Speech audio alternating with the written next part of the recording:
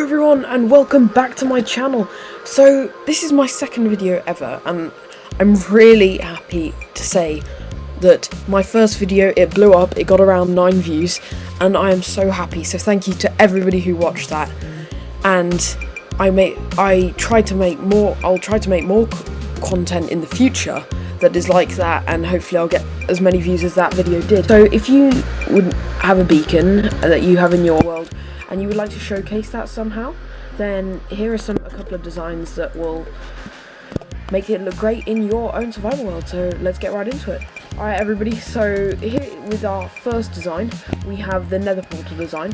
Now you may just think this is a normal nether portal, but we have put 4 beacons in the middle to shoot purple projections of light. You can use whatever colour you want, but I thought the purple looked nice.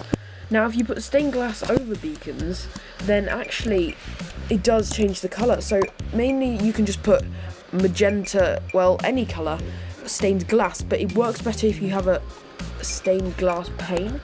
Now it can be whatever colour you want, and they're pretty easy to get. So what you want to do, if you've got a magenta stained glass or any stained glass, you want to place it on top, and you see how that colour has changed.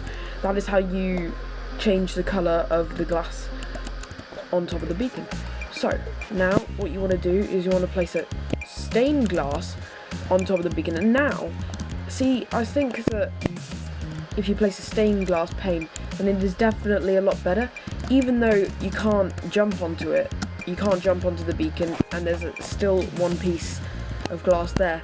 It is pretty invisible and it is very hard to see, and it's just really great way to show it without a big chunky block on top. So when incorporating this design with the nether portal, you can use lots of nether blocks around this. So you can use the podzol from the nether, the blue grass.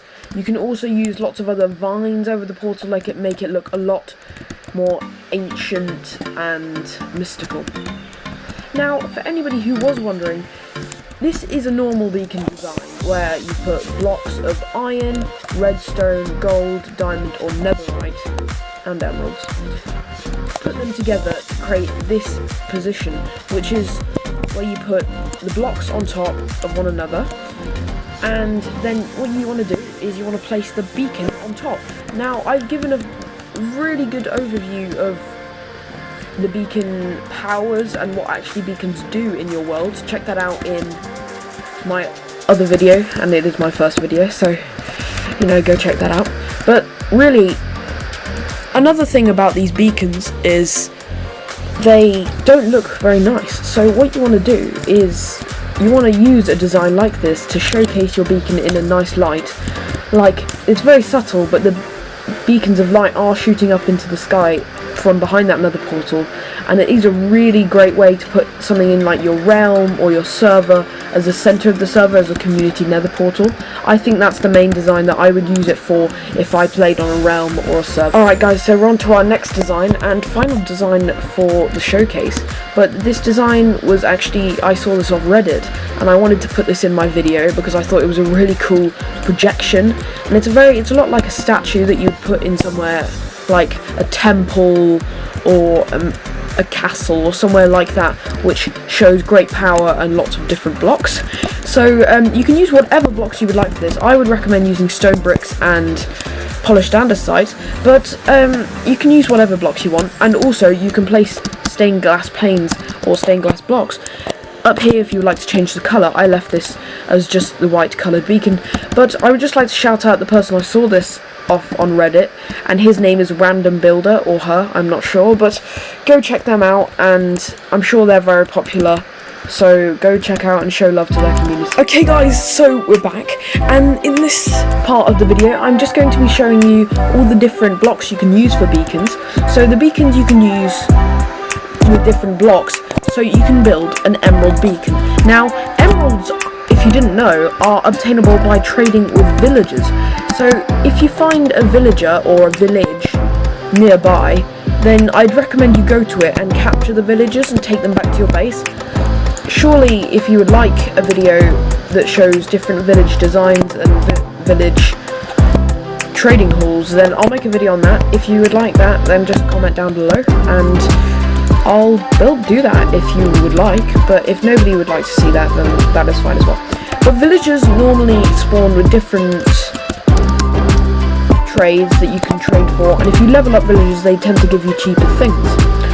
Now, emeralds, they are pretty expensive if you go to a normal village, so ways to obtain weaker villagers, and they don't charge you as much, it's very expensive. But if you get a splash potion of weakness when you find a villager zombie, and then give it a golden apple, you do this by right-clicking with a golden apple on a zombie villager, and then they'll give you hardly any emeralds for what you're looking for, and a really great trade, so I recommend doing that.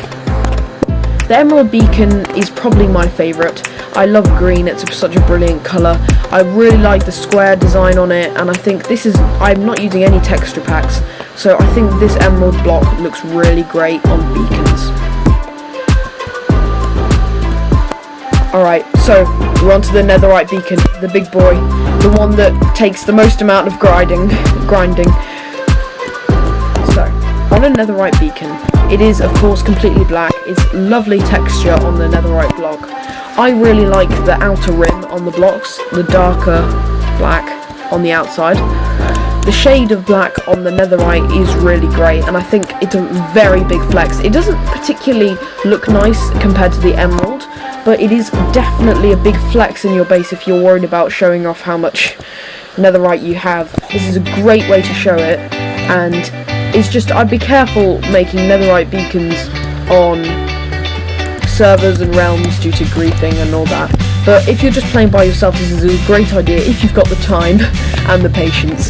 But really, I personally would rate this beacon a 9 out of 10, even though it is a big flex and it is great having a netherite beacon. Personally, I would not grind to get a netherite beacon, as I've got better things to do. But still, I think it is a great big flex and all round a pretty good beacon. Alright, so we're on to the diamond, the classic diamond beacon.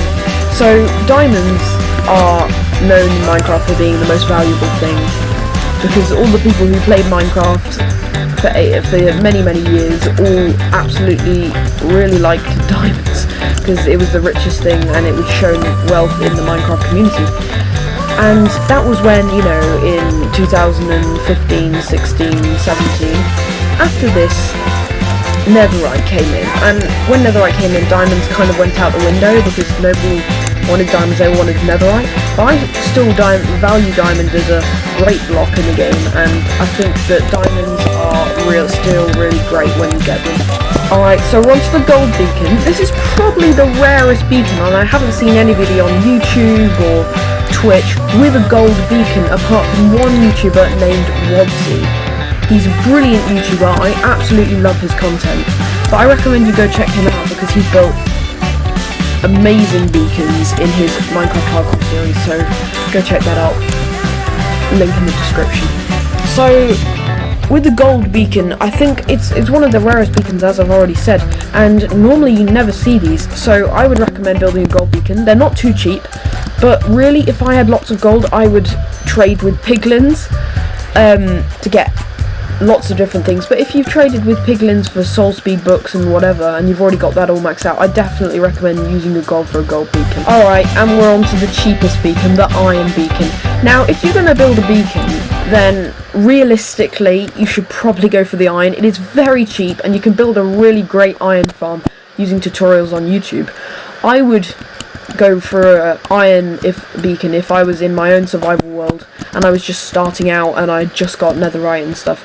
I would definitely, if I had one beacon, go for iron, as it is the cheapest and easiest to get by far. Even though it is really cheap, it doesn't look that good and it's not that big of a flex, so I would generally, if I had the choice, go for the emerald beacon, but iron beacon is the cheapest and easiest to get, so I recommend it at the start. Alright, so we're coming on to ratings. Definitely with the emerald beacon I would rate it a 10 out of 10. I think I really like the block and it's just a really great beacon design using the green on the emerald, because I absolutely love it. For the netherite beacon, I would rate it an 8.5 out of 10. It's a great big flex, but it doesn't look that good. Diamond beacon, 9 out of 10. I think it's a really cool block, the diamonds, and for all the people who played Minecraft in the early years of their life, diamond was always valued as the most brilliant thing you could ever get. And I think for the people who played Minecraft earlier, for them, I'm going to rate it a 9. The gold beacon, I would probably rate it a 7. The yellow's nice on the block, but still, it's not that big of a flex, and really, gold can be used for many other things that are more valuable. The iron beacon, 5 if I was being generous. It doesn't look that great, but it's very easy to get still. But that's really it for the iron beacon. There's nothing much to say. That's it for the video today. I know it was quite a short video, but I'm just trying to keep my upload schedule not too far apart from each video. I will spend a lot longer on my next videos, but I'm still just getting used to YouTube. So please, if you could subscribe, that would be brilliant. And if you could like, that would be great as well. I'm trying to do some streams on Twitch, but I realise some of the people who watch my videos, not many, may not have Twitch, so I'm going to stream on YouTube, and hopefully more people will be able to watch it. But for now, thank you for watching my video all the way to the end. So I'll see you in the next one. Bye!